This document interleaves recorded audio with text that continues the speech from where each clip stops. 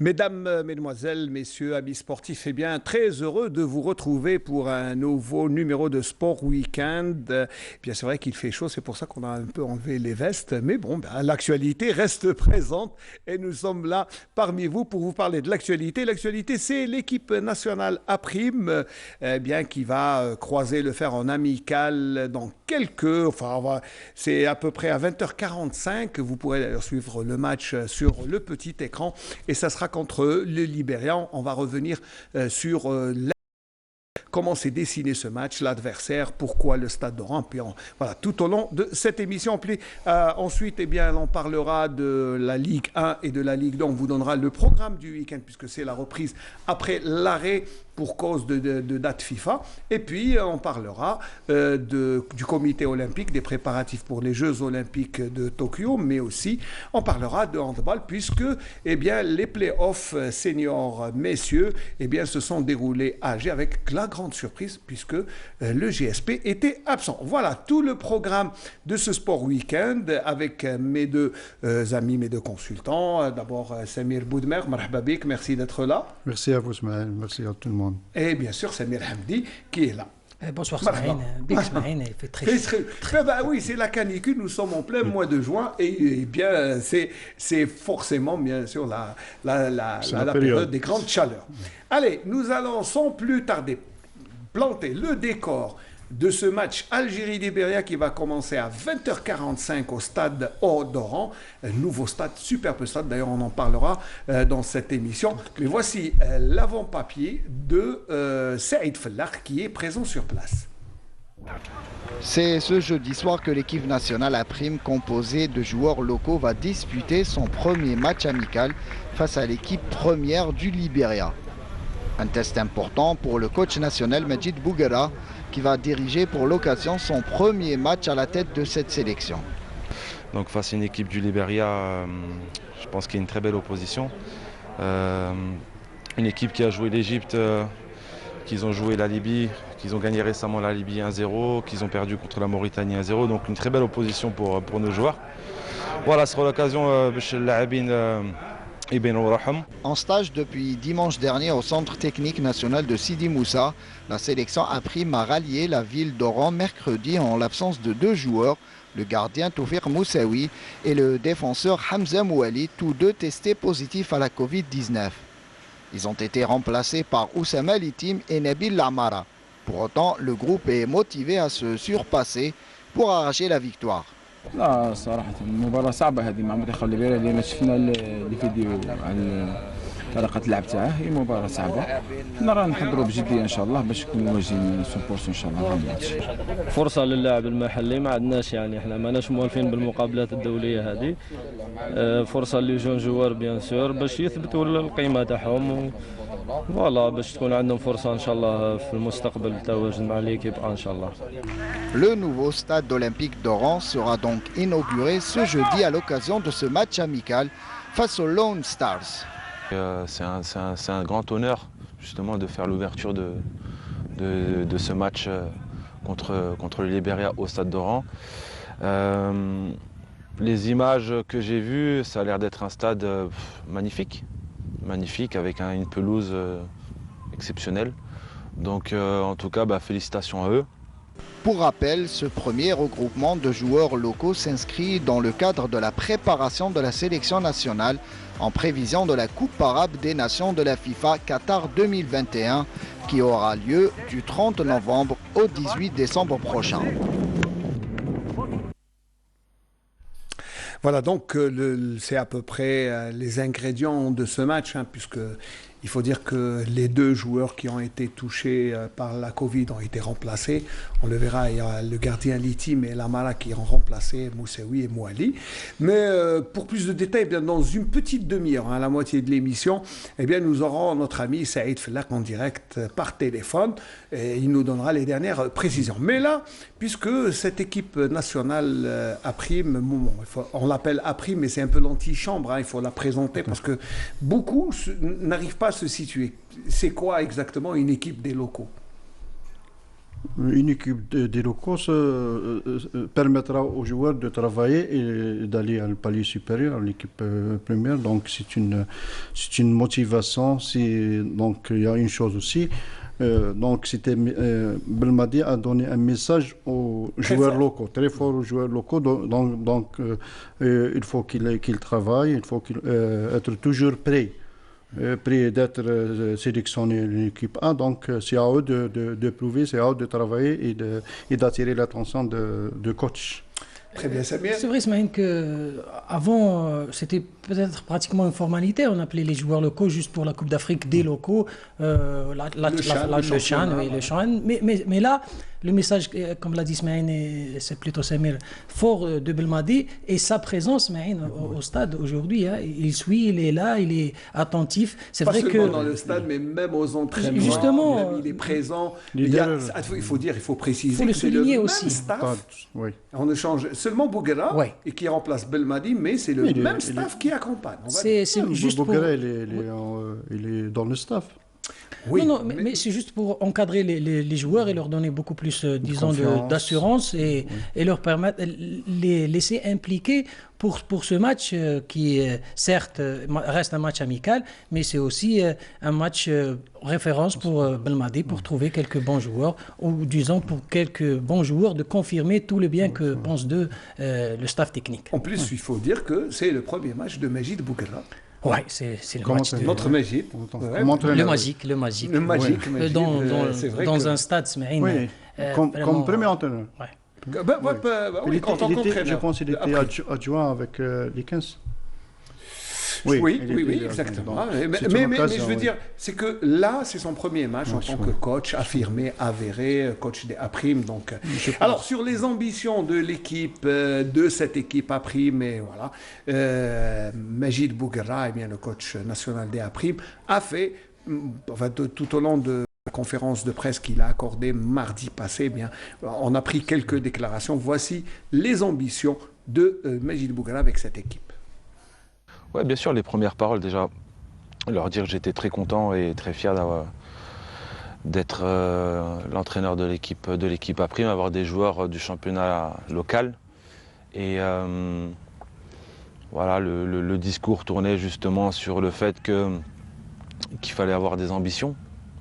Parce qu'aujourd'hui, l'ambition permet de progresser, même si ce n'est pas aujourd'hui, ça peut être demain ou dans des années. Donc je le répète, 2011 ça a été l'exemple parfait avec Benchicha. Aujourd'hui on a des joueurs qui étaient justement avec cette sélection A', qui sont champions d'Afrique, qui ont joué en Coupe du Monde, qui sont partis en Europe. Donc elle est là la référence. Donc voilà, on a parlé d'ambition et surtout de, comme je vous l'ai dit tout à l'heure, c'est quand on met un pied en équipe nationale, c'est beaucoup d'exigences, hausser le niveau dans tous les secteurs, que ce soit dans la discipline tactique, dans la concentration, dans l'intensité des entraînements. Parce que les joueurs l'ont ressenti. Ils l'ont ressenti, comme je leur ai dit dès le premier jour, le projet est lié. Ce n'est pas une équipe A', mais une équipe A. C'est vraiment une équipe. Donc on a l'occasion d'avoir l'opportunité d'avoir le staff de l'équipe première, avec aussi le sélectionneur Jamel Belmadi qui est là, qui est derrière, qui vient regarder les entraînements, qui est très attentif à ça. Donc voilà, en fait on n'a rien laissé au hasard et je pense que les joueurs ressentent qu'ils sont dans le même projet que l'équipe A. Voilà, c'est bien de mettre les joueurs locaux dans les mêmes conditions que l'équipe A, ça c'est important. Ça veut dire que c'est un message fort, hein, n'est-ce pas, Samir Boudna? Oui, c'est une motivation, même c'est une motivation pour les joueurs, pour qu'ils travaillent. C'est à eux de prouver, de confirmer. Donc, quand le joueur aura les mêmes conditions de la même équipe A, donc c'est une bonne chance pour eux. Voilà. Samir Hamdi? On l'a dit, Smaïna, c'est un match référence pour le joueur, pour l'entraîneur, pour le staff technique. On l'a vu Bouguera tout à l'heure qui est en train d'expliquer les raisons de ce match amical. Mais il faut le dire aussi, Smaïn, qu'il est dans le staff technique de Belmadi et c'est pratiquement l'antichambre de cette équipe nationale. Certes, peut-être beaucoup minimisent, trouvent que peut-être c'est juste une formalité, mais soyons certains, Smaïn, que certains joueurs vont gagner des galons des points pour cette équipe première, et je pense beaucoup plus à certains joueurs de l'entente décisif, le gardien de but Smaïn entre autres. C'est des joueurs que Belmadi suit attentivement, c'est des jeunes joueurs en perspective des prochaines échéances. Puis on a vu, pardon de vous couper, mais on a vu quand même par exemple les surprises comme le gardien Mejadel de l'Olympique de Médéa. Personne ne soupçonnait sa sélection, et le voilà en équipe, donc ça veut dire que les portes sont ouvertes. Voilà, la sélection n'est pas bouclée. Même on voit la liste, c'est 22 ans, pratiquement, c'est 21, 22 ans. La moyenne d'âge. Donc Belmadi, il est en train de préparer l'avenir après Guedioura et les autres. Hein. Et préparer même Bougra pour le poste de sélectionneur, c'est vrai. Voilà, vous êtes sur la même fréquence qu'avec Nofel. Non, mais c'est vrai qu'il faut dire l'exemple donné par Majid Bougra avec l'exemple de Benchikhad en 2011 où l'équipe a été écrasée, puis après on a vu un renouveau après. Là, c'est un signal fort, ça veut dire qu'il faut être présent et il faut se batailler pour avoir une place. Bien sûr, c'est vrai que peut-être les places sont déjà prises en équipe première. Il y a ce titre de champion d'Afrique avec les joueurs qu'on connaît et qu'on ne citera pas. Bien sûr que c'est certes que le 11 type est là et bien défini, mais il reste des places à prendre. Et les joueurs, je pense que certains joueurs ont vraiment, s'ils prouvent sur ce match et sur certaines rencontres à l'avenir que Belmadi les suit attentivement. Et on l'a dit, il est avec eux, il les suit. Donc c'est quelque chose qui est motivant pour la suite. Voilà, donc là, c'est vrai que c'est important d'abord de jouer un match. Le premier, il a expliqué aux joueurs que c'était un match qu'il fallait gagner, et c'est pour ça que, et là, il nous explique un peu le choix de l'adversaire, parce que c'est un adversaire forcé, parce que l'équipe nationale devait jouer mercredi, hier, mais il va nous expliquer pourquoi. Déjà, c'était difficile de trouver une équipe dans le contexte actuel, en dehors du date FIFA.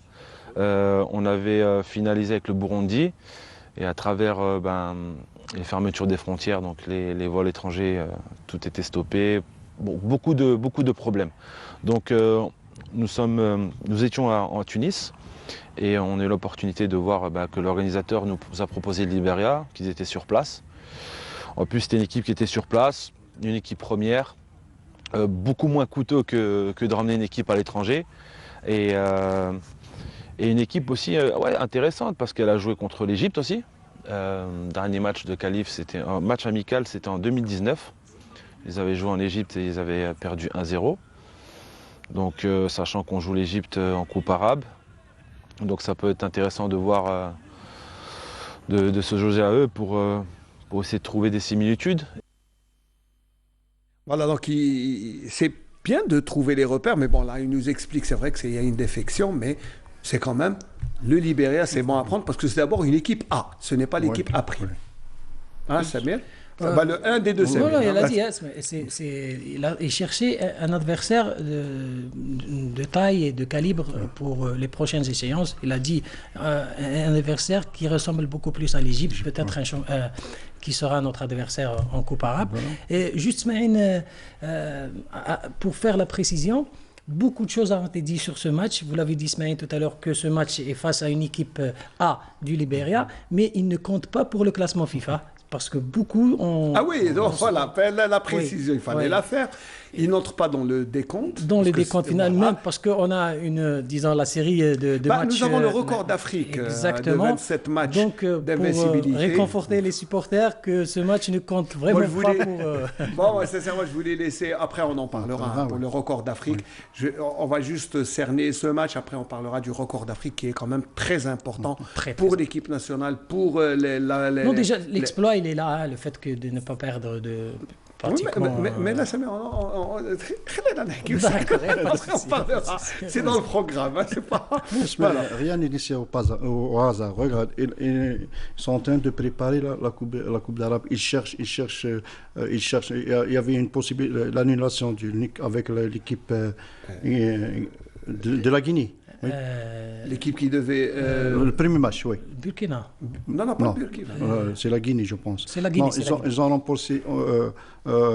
remplacé la Guinée par la Libéria. Donc, je pense qu'ils sont en train de planifier à merveille la Coupe d'Arabe. Oui. Voilà, le fait d'avoir un ancien adversaire de l'Égypte qui sera un probable adversaire en Coupe arabe, donc c'est pour ça que, et il a dit c'est bien d'avoir la réaction des joueurs face à l'Égypte, mais aussi, bon voilà, en plus c'est une équipe A, voilà, au-delà du fait c'est des joueurs de l'équipe A. Les choses ne sont pas faites par hasard, tout est planifié. Tout est planifié. Voilà. Ça c'est du Belmadi. Et on va ajouter à Bouguerra, donc ça va faire, et puis voilà, il nous explique, Bouguerra il nous explique sur les échéances de l'équipe nationale qui attendent cette équipe. Là, ça s'inscrit aussi sur l'observation, confirmer ce que je pense des joueurs. C'est sûr que pour la Coupe arabe, il faudra un certain nombre de joueurs qui seront disponibles justement pour cette compétition, pour être soit titulaires, soit être dans la liste, sachant, comme vous le savez, qu'il y aura beaucoup de joueurs de l'équipe A qui seront à l'arrêt dû au championnat, par exemple ceux qui sont en Tunisie, ceux qui sont dans le Golfe. Donc voilà, l'objectif de ce stage, il est très clair, c'est donc, je le répète, c'est confirmer ce que je pense d'eux. Les mettre aussi dans une situation où il y a une grande exigence de notre part. Comme je leur ai dit, on n'est plus au niveau local, au niveau championnat, on est au niveau international, donc beaucoup d'exigences. Donc à travers les exigences qu'on donne et qu'on fait en équipe première, en équipe A, pardon, on va voir dans les jours qui arrivent et surtout le jour du match comment les joueurs réagissent, comment ils enregistrent l'information.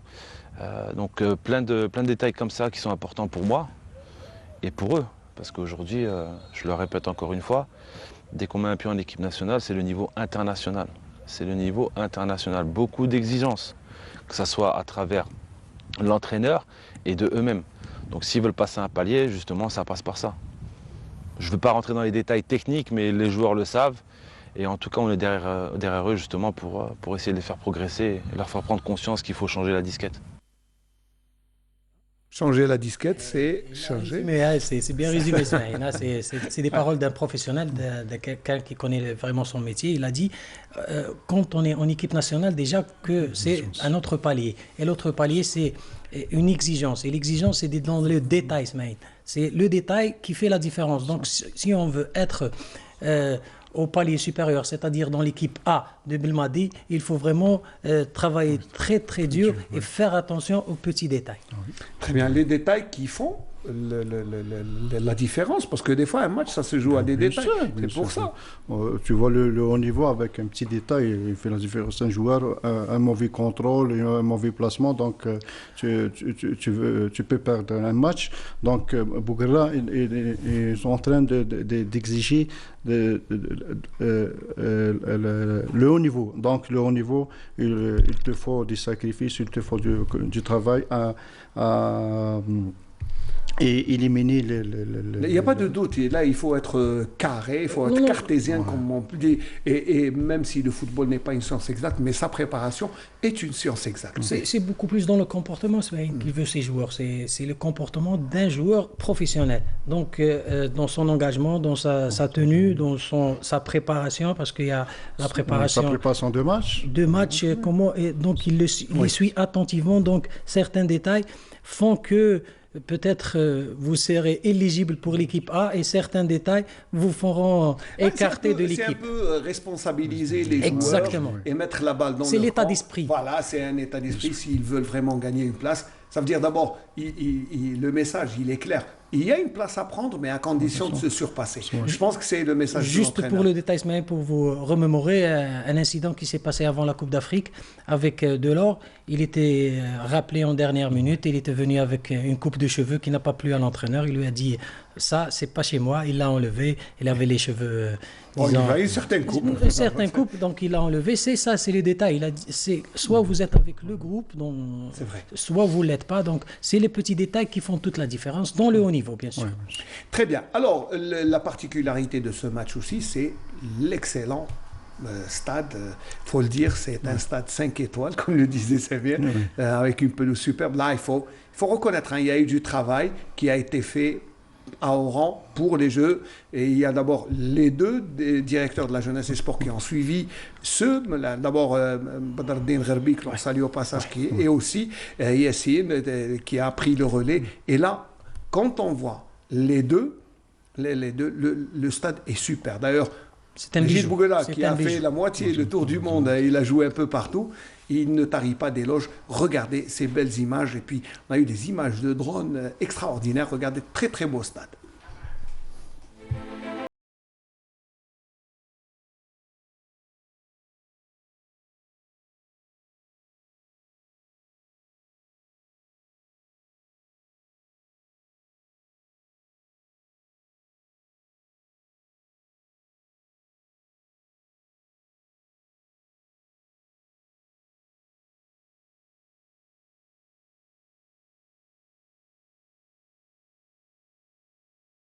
C'est un grand honneur justement de faire l'ouverture de ce match contre le Libéria au Stade d'Oran.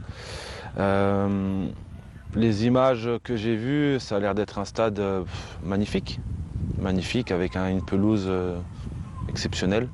Donc en tout cas, félicitations à eux. Et puis Inch'Allah de tout cœur qu'on réussisse les Jeux méditerranéens. Je pense que c'est l'année prochaine.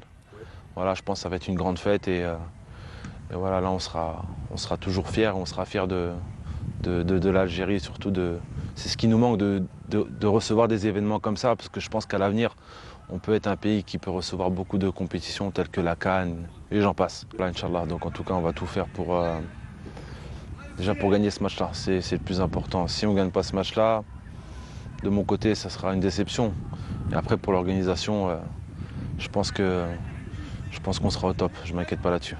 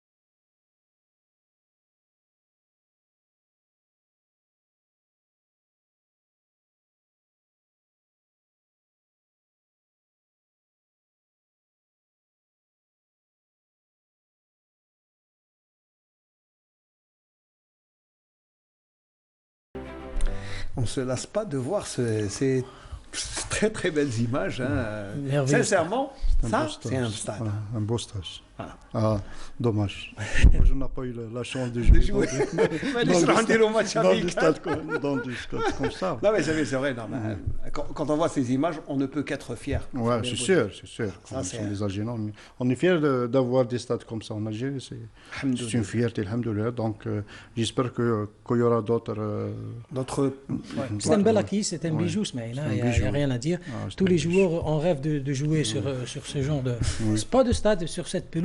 Et tout à l'heure, l'entraîneur Bouguera a parlé de détails. Et là, c'est un détail. Ça, c'est un détail. C'est pour ça que je tenais à remercier. Soit vous savez jouer au football, vous allez faire un autre métier. Tant mieux pour cette génération. Non, mais c'est vrai, tant mieux. Mais c'est une génération talentueuse. Oui. Elle a ramené la Coupe d'Afrique, je le rappelle toujours, d'Égypte, qui n'est pas un mince exploit. Donc, voilà, c'est pour ça que... Et moi, je tenais donc à remercier encore une fois Badreddine Gharbi, l'ex-DGS, et l'actuel DGS, qui est M. Siafi Yassine. Eh bien, bravo, messieurs, parce que là, eh bien, quand on voit les efforts, eh bien, ça, c'est vraiment un très, très, très beau stade. Alors, je crois que nous avons en ligne notre ami Saïd Foulak. Saïd, bonsoir. Est-ce que vous êtes avec nous à partir d'Oran? Oui, Ismaël, bonsoir. Je vous écoute. Alors, d'abord, décrivez-nous un peu. Bon, on a vu de très belles images, mais je pense qu'on est tous impressionnés par ce très beau stade d'Oran. Tout à fait.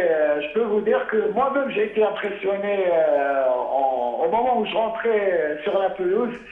C'est une merveille architecturale et c'est une enceinte qui vient un petit peu étoffer les stades existants en Algérie. Donc, je peux vous dire que pour le spectacle, on sera servi, Inch'Allah.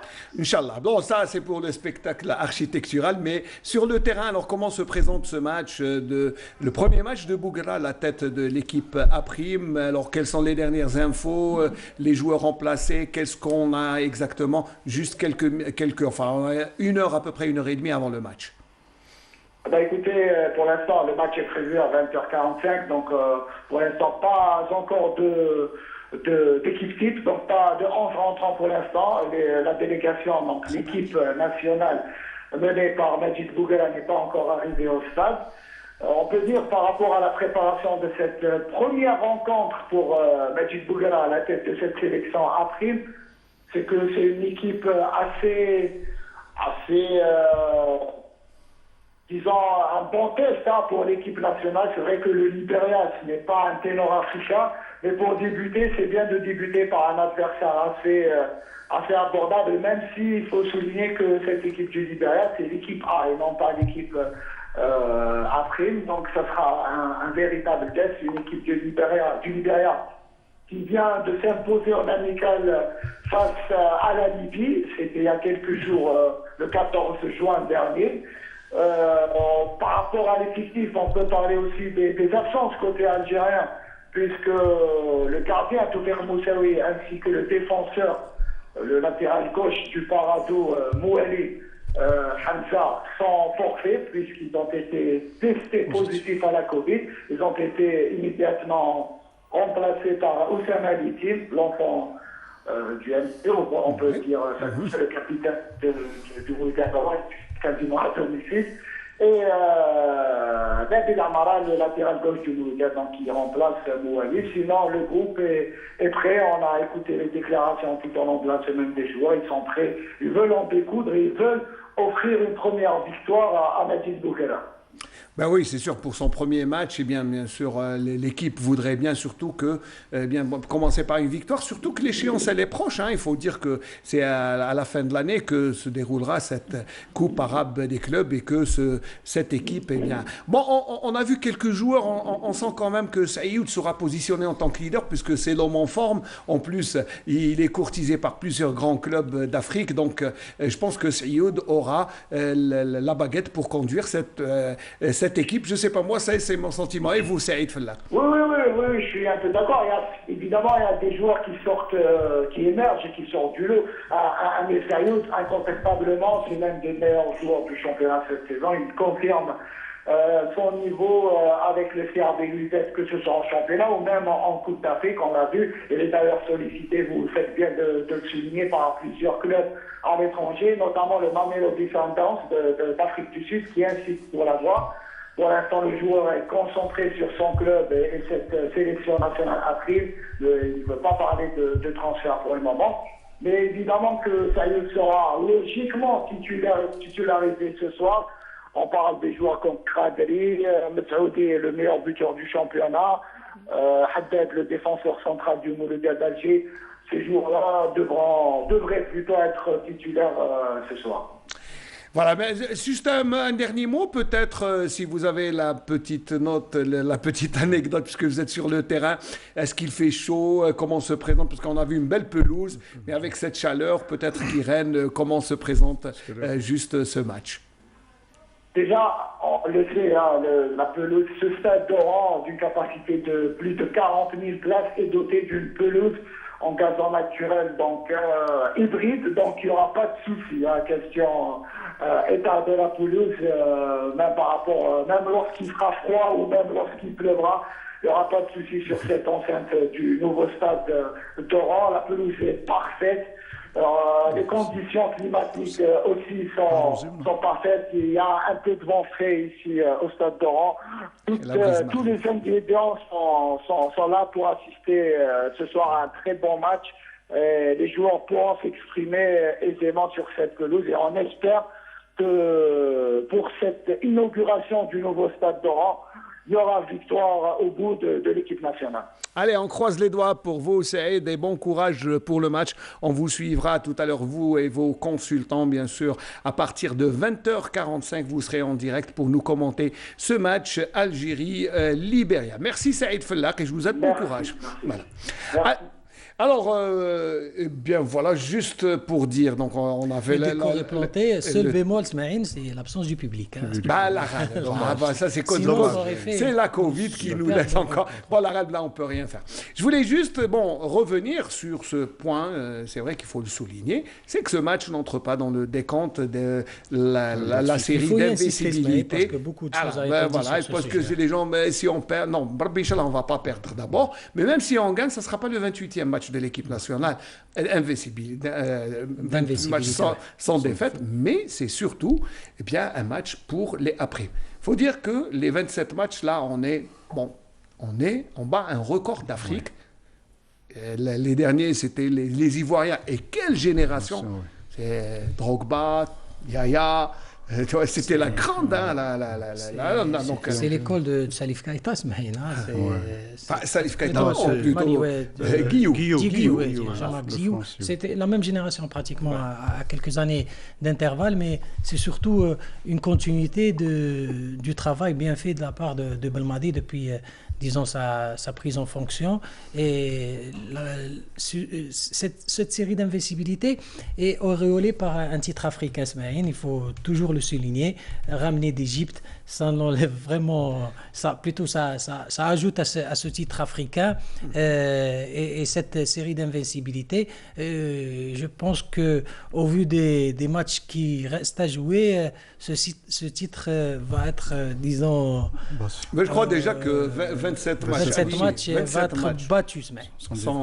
Samir? Je pense que Belmadi est en train de chercher le record mondial. Hein. Donc, alors, c'est vrai, d'abord, sans spéculation. Oui.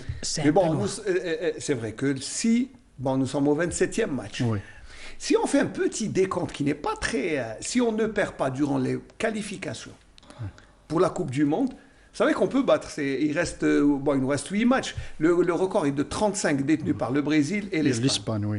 D'accord. Donc, il reste 8 matchs. Oui. C'est possible. Si on ne perd pas d'ici le mondial, si on se qualifie, je pense que le record sera battu. Il y a une autre équipe qui est une série en course. C'est l'Italie. C'est le 29e. 28e ou 29e 29. Ils ont gagné 2 matchs, oui. Et ils sont en plein euro. En plein euro, donc ça va être si difficile de le battre. Mais c'est déjà, c'est un titre honorifique, certes, mais... ça n'enlève rien, je l'ai dit, au mérite de cette équipe de Belmadi, Ismaïl, parce que le travail ça fait grandir cette équipe de Belmadi qui est en train... écoutez, si on bat un record africain, c'est déjà pas mal. Si on est premier africain, dans les records, mais pas sur le classement FIFA. Ça reste une énigme pour nous, ce classement FIFA, parce que pour le moment... les critères, on n'a pas compris les critères. On a battu les Tunisiens, on a battu tout ce qui nous précédait. Et là, on est toujours derrière, je ne sais pas comment... C'est des critères injustes, messieurs. Mais bon, l'essentiel, on est champion d'Afrique. Eux, on l'est toujours invaincus depuis 2018. 2018 et la série est en cours. Voilà, mais allez, on essaie quand même, on croise les doigts d'abord pour continuer sereinement. Et puis, quand on voit l'équipe de Belmadi qui enchaîne non seulement les victoires, non seulement c'est les prestations, oui. C'est surtout la manière de jouer qui est là. Oh, je pense que Belmadi a inculpé une mentalité de vainqueur, une mentalité de champion, de gagneur, de champion. Donc, bravo pour lui. Donc, vous savez, on ne peut qu'être derrière et qu'on ne peut que soutenir Belmadi. Il a inculpé une philosophie propre à lui-même. Non, mais les deux, c'est bien. Oui. Reconnaissez au moins que certains joueurs ont changé de style de jeu. Oui. Ils se sont améliorés, ils ont développé leur jeu depuis que Belmadi est là. C'est vrai que certains joueurs, vous l'avez dit, Smaïn, mais c'est beaucoup plus la philosophie du jeu, vous l'avez bien mis en exergue, Smaïn, parce que on joue pour le groupe, on joue pour l'équipe, on joue pour le pays. C'est une manière de défendre, une manière d'attaquer en bloc, mais on le voit, et c'est surtout le soutien. On a vu les prestations de deux joueurs. Je tiens à le souligner, Ismaïn, c'est le joueur Ramiz et Belkabla. C'est deux joueurs qui ont remplacé, disons, deux piliers. Et là, on n'a pas senti la différence, certes, peut-être dans certains moments, mais c'est l'avenir de l'équipe nationale. Ces deux joueurs qui sont d'ailleurs tout de suite impliqués dans le système de jeu. On l'a vu. Et pourtant, remplacer Ben Nasser qui était meilleur pas évident, espoir, le meilleur jeune de la Coupe d'Afrique. C'est pas facile. C'est pas facile. Remplacer un joueur qui est titulaire à l'Inter de Milan, au Milan AC, c'est pas n'importe quel. Vous l'avez vu sur une action Zarouri, sur une action au milieu de terrain, et il n'a pas hésité à mettre la tête juste pour... C'est bien, Zarouri était inconnu il y a à peine 2 mois, 3 mois. Non, juste pour te dire que le joueur, il est là, il est impliqué, il ne veut pas perdre, il veut prouver qu'il a sa place en équipe nationale. Voilà, donc l'équipe nationale... Il a dit, Belmadi, c'est un choix de riche. Donc c'est bien pour... C'est bien, il faut avoir le choix que d'être contraint de faire jouer. Eh bien, le premier valide. Allez, juste un mot pour... avant de clôturer, nous on souhaite bien sûr bon match, vous pourrez le suivre tout à l'heure à 20h45, c'est toujours bien de voir le stade, de voir le comportement des joueurs et puis... Non, il sera suivi, certainement. Je sais qu'on aime bien notre équipe nationale, qu'elle soit à prime, à seconde, à tiers.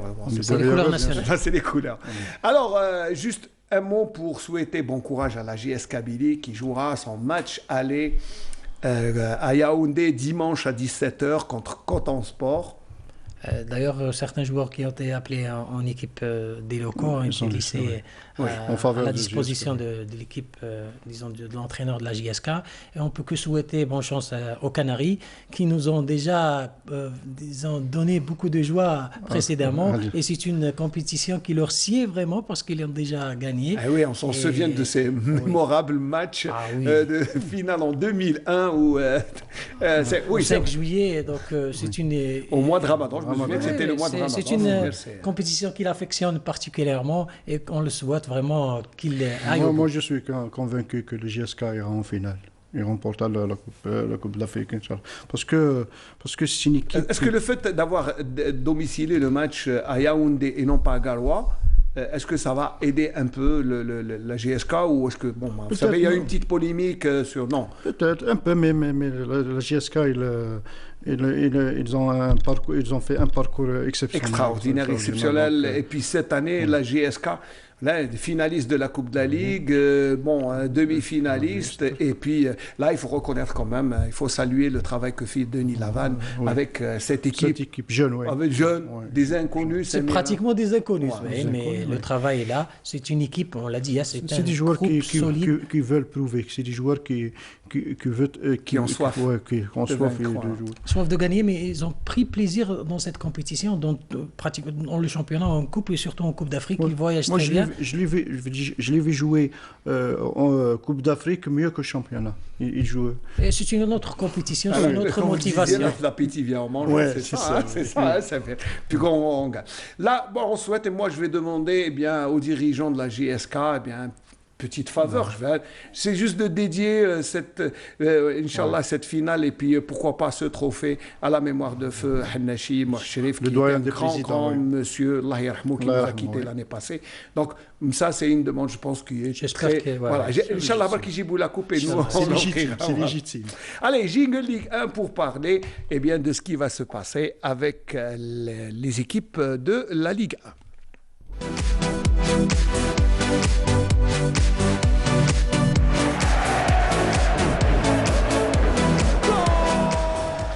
Voilà, c'est vrai que l'épisode des matchs FIFA nous a fait un peu oublier ce qui s'est passé en championnat. Si vous me dites quel est le dernier match qui s'est joué, je ne saurais pas vous le dire, sincèrement, parce que c'est vrai qu'on était tous accaparés par cette succession de matchs de l'équipe nationale, mais bon... Il y a eu des matchs retard qui se sont joués. Bon, il reste, je crois, 2 matchs, parce que c'est vrai que la GSK est en train encore de jouer et toujours qualifié en demi-finale, mais sinon, le gros a été épuré. Il y a eu cette autorisation de la CAF de continuer jusqu'à la fin. Donc, voilà. Tant mieux. D'abord, c'est pour rassurer tout le monde. On aurait lésé pratiquement soit ceux qui jouent l'accession, soit qui jouent la relégation. C'est... Pour le moment, on va dire que c'est une décision équitable. Équitable, et ça, tout le monde sur le même pied d'égalité, que surtout, ça a fait arrêter certaines rumeurs qui circulaient. C'est pour ça, c'est mieux. Si on donne une information, on donne une information fiable. Pour ce qui est des rumeurs, il y en a toujours eu, il y en aura toujours. Donc tant mieux pour le football. Donc voilà, on va jeter un coup d'œil au classement pour savoir. C'est toujours que l'Entente Sétif est toujours leader, voilà, avec 53 points. Donc ça fait quand même une belle avance, une confortable sur la jeunesse sportive de Saoura. Le Mouloudia d'Oran est à la 3e place avec 44 points. Le CRB avec 2 matchs retard pourrait un peu déranger un peu ce podium. La JS Kabylie aussi avec un match en retard pourrait se rapprocher. L'USMA, elle est un peu en retard, mais voilà, le haut du tableau est là puisqu'il reste quand même. Attention, nous allons jusqu'à la 38e journée et il peut y avoir des changements. Deuxième partie du tableau, la JSMS Kikda et le Kaba Bourj-Bourj se rebiffent, regardez, avec 17 points, donc rien n'est encore dit. Bel Abbas et le Nasr de Houssine sont à 21 points. Magara, finaliste de la Coupe de la Ligue, est à 24 points avec le Wydad de Tlemcen. Et le RC Relizan, le Rapide Relizan, à 26 points. L'ASO Schlef à 27. L'US Biskra à 28. Donc là, c'est vraiment des équipes dans un mouchoir de papier. Alors quand on dit c'est 11 points, c'est 3-4 victoires, 3-4 si une équipe enchaîne. Et là, on a vu vraiment des équipes comme Bosch-Borelij qui était lanterne rouge depuis le début du championnat, qui quitte la dernière place. C'est toujours bon pour le moral. Voilà. C'est bien. C'est bien cette équipe. Bien sûr, surtout le Kaba Bourj-Bourj qui était pratiquement condamné. Avec un seul point récolté durant toute la phase d'aller. C'était vraiment une équipe à la dérive. Et là, elle a enchaîné 6 matchs sans défaite et avec autant de succès, pratiquement 4 victoires. Et ils se retrouvent, ils ont quitté la lanterne rouge. Donc tout est possible. Il reste 14 matchs. C'est autant de points sur le compte à la Mlila. Ils étaient parmi les 3 premiers. Quatrième. Donc ils se trouvent dans le deuxième tableau. Donc c'est jouable. Tout est jouable. C'est pour ça que... Voilà, on va juste jeter un coup d'œil au programme du week-end. Alors le programme, d'abord on aura les matchs qui se joueront vendredi. L'USMA contre la JSK, il est reporté pour cause de participation de la JS Kabylie en Coupe de la Confédération. Alors vous aurez un somptueux Ain Melilla CS Constantine à partir de 17h. D'ailleurs on aura le plaisir de vous le commenter en direct sur Canal Algérie. Et puis vous aurez Schlefned, qui est pas mal parce que les deux équipes sont logées à peu près à la même enseigne, à 2 points près. Donc ça vaudra quand même le déplacement. Pour ceux qui veulent regarder, bien sûr. La suite de la journée, de cette 26e journée, alors le samedi, Mouloudia d'Oran, Mouloudia d'Alger, le derby des Mouloudia, le Wydad de Tlemcen qui reçoit l'Olympique Médéa, Magra qui reçoit les Hassan Bel Abbas, CRV Louisette qui reçoit le Paradou, l'US Biskra, Relizan à 20h pour cause de grande chaleur, tout comme GS Saoura qui recevra la CSMS Kikda et ça sera à 20h pour 6 points. Le dernier match, il se jouera dimanche, Inch'Allah, et ça sera le derby des hauts plateaux entre l'Entente de Sétif et le Shabab Ahli Borj Bouarerij, et ça sera à 17h45. Vous pourrez suivre ce match sur TV4 en langue amazigh en direct. Donc, Samir, beau programme. C'est super programme, Zmaïn, avec des matchs pratiquement à 6 points. C'est pas 3 points parce que. Il n'y a pas un seul match qui vaut 3 points. C'est vrai. Je pense que Blabès et Magra. Blabès et Magra, ils sont la même enceinte. Donc, ça sera des matchs très disputés. Voilà, gare au perdant. Vraiment gare au perdant. Là, c'est le dernier virage et ça, vraiment, ça va peser pour la suite du parcours, surtout pour les équipes qui jouent la relégation. Et n'oubliez pas qu'on jouera aussi mercredi, qu'on jouera aussi le week-end prochain, samedi et dimanche. Voilà, donc le programme est chargé jusqu'à la 38e journée. Allez, on passe en Ligue 2, parce que la Ligue 2 aussi, c'est les derniers matchs et là, ça commence à se décanter. Le jingle d'abord, le jingle Ligue 2.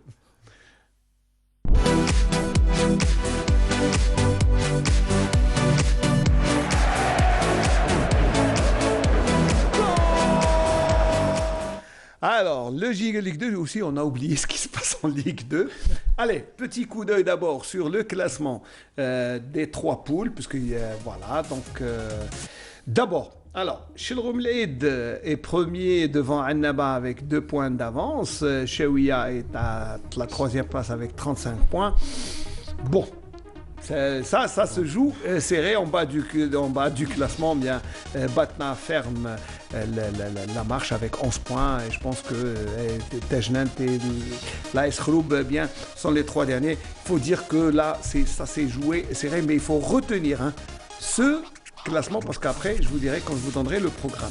Allez, le groupe du centre d'abord, l'Arba'a, et c'est toujours le même mano-mano, l'Arba'a et les 2 équipes de Bjaya qui sont dans un mouchoir de poche, et Boufferi qui reste en liste d'attente, mais bon, comme il ne reste plus beaucoup de journées, je pense que ça va se décider entre les 3. Blida, malheureusement, Blida qui va descendre dans les tréfonds avec ses 9 points. L'on ne s'attendait pas au début de saison à un tel classement. Dans l'Ouest, dans le groupe Ouest, eh bien, Wesley, c'est la surprise générale, pratiquement, c'est bon, c'est acquis, avec 9 points. 9 points, c'est devant l'Asmo, je pense, c'est bon. C'est bon. C'est champion. Ils sont champions. Oui. Voilà, donc l'Olympique Arzo tire sa révérence et descend pratiquement en bas avec ses 11 points. Alors, pourquoi je vous disais retenez? Parce que regardez le programme le Big Match. Le Big Match, c'est le premier contre le deuxième. Et à l'Est, d'abord, nous allons voir à l'Est du pays, parce qu'on a toujours prévu. Regardez, Chilroumleid qui reçoit l'USM Annaba. Alors, en cas de match nul, il faut attendre le résultat du Chaouia. De Chaouia face à Clermont. Oui, clairement. Voilà. Mais en cas de victoire, l'une des 2 équipes, eh bien, si Chilroumleid gagne, pratiquement, elle est en... Attention, Smaïn. Ouais. C'est pas encore terminé. C'est pas encore terminé.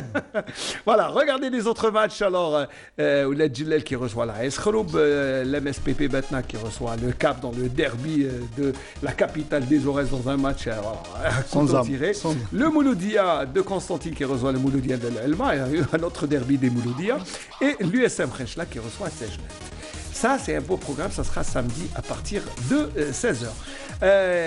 Les autres matchs, donc dans le groupe centre, Al-Khdaria qui reçoit Blida, pratiquement, c'est de la figuration. Mais on voit surtout le match FC Arba'a Mob de Bjaya. Là, c'est le match de l'accession, alors que la GSMB qui reçoit Belaknoun et qui sera en attente. Dans le groupe Ouest, c'est de la figuration. Dans le groupe Ouest, Wesley reçoit l'Ain Joussara. Pour les autres, pratiquement la sentence est dite, et on n'aura plus qu'à attendre la fin de saison. Voilà.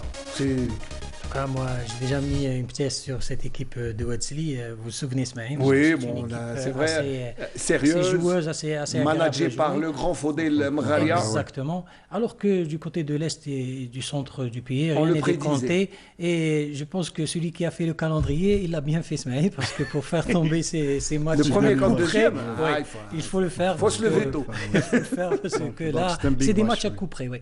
Celui de Shalom Leïd Annaba ne manque pas d'attrait.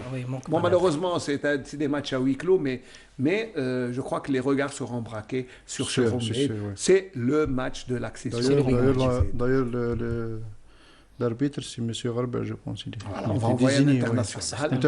C'est bien. Le meilleur arbitre africain de l'année passée, 2020. C'est bien. En tout cas, cette équipe de Shalom Leïd qui a vraiment réussi sa saison, et il faut rendre hommage au travail qu'a fait Rachid Bouharata qui a préparé, qui a pris en main cette équipe. Voilà, et puis c'est son élève, enfin son étudiant à l'Institut des sports de Constantine qui a pris le relais et qui a continué. Bon, moi, comme quoi, c'est pas par hasard que Shalom Leïd Non, je pense que c'est d'abord la préparation. Shalom Leïd. Mais vous savez, c'est pas la première fois qu'on envoie un international pour en D2, non, mais ça s'est fait même en régional quand il le faut, pour qu'il y ait vraiment l'équité et puis qu'il n'y ait rien. Des fois, on se souvenait avant les matchs d'accession, c'est Benouza qui je me souviens, Benouza, il est allé à Bir l'Arche. Pratiquement toutes les accessions qu'il a faites. C'était contre Gigel. GSD. Alors, sans transition, Gigel, qui a terminé leader de son groupe et qui va jouer les matchs barrages. Ça va se jouer à partir, donc on souhaite... D'abord, on félicite le duo, Samir Houhou et puis... Samir Houhou et son adjoint.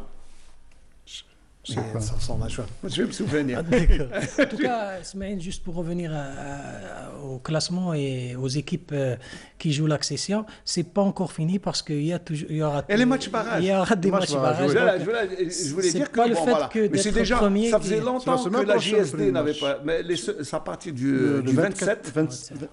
C'est le 26, je pense. Le 26, 27. Borj Mlayen et JSD. Et JSD, ça sera au stade du 20 août. Le 27, c'est Hamra Annaba contre Sbissa. Je crois, pas le programme en tête, mais en tout cas, ça va se jouer. Le 27, et les autres, les autres matchs se jouera à Alger, 20 août. Comment oublier Douès qui est l'adjoint de... Voilà, c'est juste pour le saluer. En plus, ils sont joués ensemble, c'est l'arrière-gauche. Non, juste aussi pour rappeler, Smaïn, que même pour la D2, c'est la même chose. Il y a un play-off. Wesley, soit peut-être pratiquement elle est championne, mais il aura des matchs barrages pour définir celui qui va accéder. Donc, c'est pas encore contre le premier de l'Est et du centre. Voilà. Allez, on passe à l'Omnisport, on a terminé la partie football. Allez, jingle Omnisport.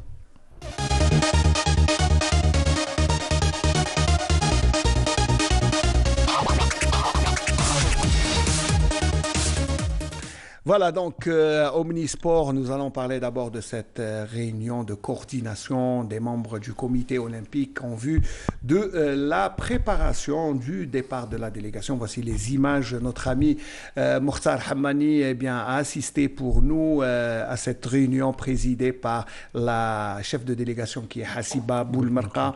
C'est une réunion de coordination, on va dire, habituelle parce que, on prépare comment se déplacent les athlètes, puisque certains sont déjà en préparation. Et voilà, c'est une réunion qui est périodique. Et ça prépare les Jeux olympiques de Tokyo. Et c'est très important d'être prêt. Voilà. Donc, on va juste écouter la déclaration de Hassiba Boulmerqa, qui est la chef de délégation pour les Jeux olympiques de Tokyo. Et c'est à partir du mois de juillet, c'est sous peu. Et elle fait cette déclaration à notre ami Mokhtar Hammani. Oui, c'est vrai, à chaque fois l'échéancier les JO s'approche, à chaque fois il y a plus de stress et de pression, c'est normal, vu la conjoncture avec le Covid-19 qui nous a compliqué la vie, la mission pour tout le monde. C'est-à-dire, comme je dis la dernière fois, c'est des JO c'est-à-dire très difficile à organiser vu la conjoncture du Covid. Maintenant, on est en train de faire, on a fait la réunion pour programmer les vols de la délégation parce que les fédérations, ils ont envoyé leurs athlètes à l'entraînement dans beaucoup de pays. Et c'est-à-dire, c'est une réunion de coordination, c'est une réunion cyclique où on organise la logistique pour que tout le monde arrive dans de bonnes conditions à Tokyo. Voilà, c'est le vœu que bien sûr que toutes les conditions soient réunies. C'est vrai qu'il y a la particularité de cette année avec la Covid qui va bien sûr probablement influencer l'organisation. Il faudra la distanciation, les mesures, donc c'est un peu particulier. Hein.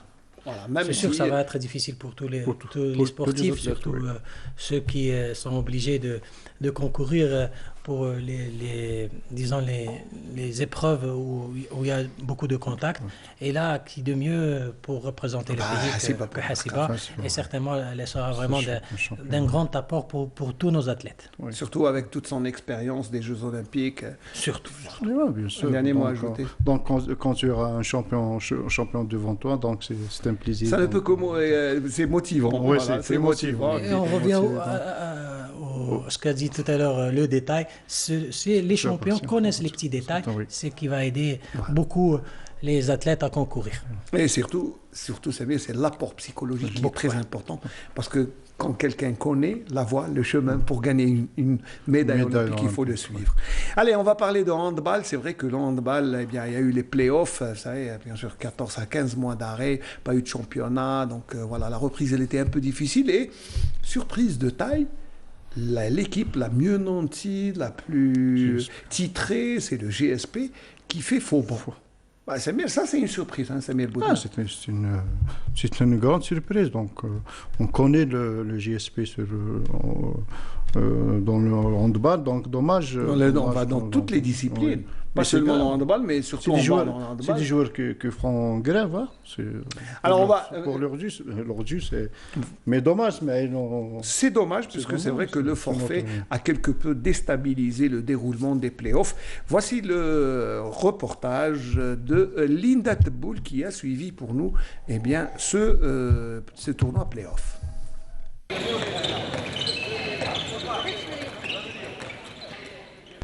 Après 15 mois d'arrêt, les handballeurs algériens renouent avec la compétition. Un tournoi qui a été marqué d'emblée par le forfait inattendu de l'un des principaux favoris, le JS Pétrolier, pour des raisons financières. Bon, on est arrivé à une situation où le club est sans sous. Le budget alloué à ce club par la société qui détient le club, à savoir la Smatrak, n'est toujours pas rentré dans les caisses du club. Ce qui a fait qu'on est resté sans salaire pendant plus de 8 mois. Les joueurs, surtout du handball, où on aurait dû commencer cette semaine les playoffs, on a dû, si j'ose dire, boycotter ces playoffs parce qu'il n'y a pas de salaire. Aussi parce qu'il n'y a pas d'argent pour rentrer à l'hôtel ou bien pour faire les tests PCR. Et du coup, on a pris cette décision avec les dirigeants du club, avec même les autres disciplines, parce qu'on est la discipline qui doit rentrer dans la compétition cette semaine. On a pris cette décision de ne pas jouer les playoffs pour protester contre cette décision, de ne pas verser les salaires aux joueurs. Premièrement, pour nous, c'est assez étrange. On ne connaît pas vraiment la source et la cause, mais pour nous, le plus gros problème, c'est que ça fait plus de 8 mois qu'on n'est pas payé. Et pour ma part et pour les coéquipiers et les autres disciplines, c'est la première fois que ça arrive dans le club. On a toujours été à la hauteur pour amener les résultats au club et pour l'équipe nationale et pour représenter le pays. Mais cette fois-ci, on est un peu confus par la situation, vu que les autres années, on a toujours été à jour. Et on n'a toujours pas pensé à ce problème. Tu vois, on n'avait pas de problème financier, alors on se concentrait vraiment sur notre discipline et notre sport et notre performance. Mais cette fois-ci, je crois que c'est aller au-delà de ça.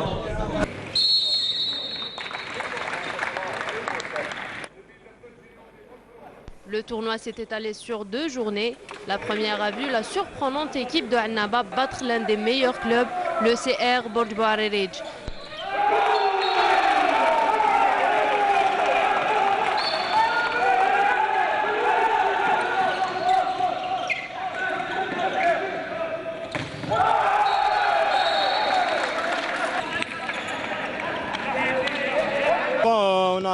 bien préparé à ce match. On a commencé notre préparation dès janvier.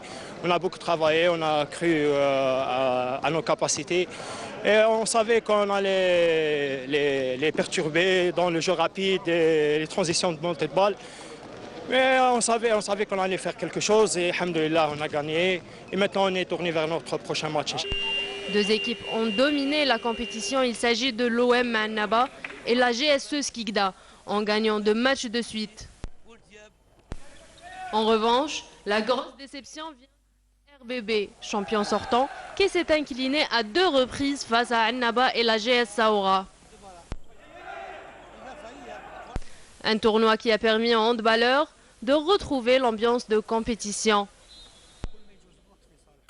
Voilà, donc c'était le compte-rendu de Linda Teboul. Et puis là, on va dire, les athlètes du GSP, est-ce que c'est la meilleure manière de revendiquer? Alors que là, on va dire, les athlètes du GSP goûtent ce que les autres équipes ont toujours vécu, c'est-à-dire ne pas être payés pendant 8 mois. Oui, c'est vrai. Mais ils n'ont pas arrêté. Vous savez, Ismaïl, même le champion de l'année précédente, c'est-à-dire le NRB Borj Bararij, non, il a déposé, disons, non, il a clairement envoyé sa démission pour ne pas jouer ce play-off. Il a été, disons, repêché en dernière minute par les autorités locales qui lui ont donné une enveloppe pour participer à ce tournoi. C'est-à-dire toutes les difficultés que trouvent les équipes à participer et, disons, à être restées en vie, rester, bien sûr, entre parenthèses, alors qu'on voit l'équipe comme Skikda et celle de Annaba qui se sont préparées dans pratiquement la sérénité, ils se retrouvent,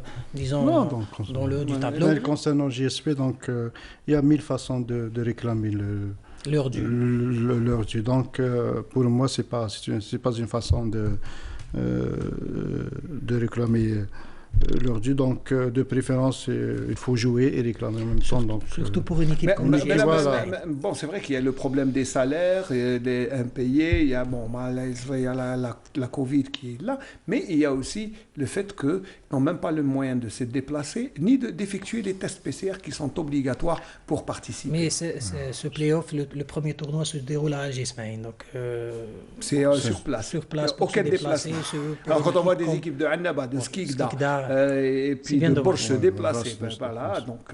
Donc, les tests PCR, ce n'est pas un problème. Donc, comme les gens de Borj Bararij, ils ont trouvé un moyen de... Donc, c'est Alger.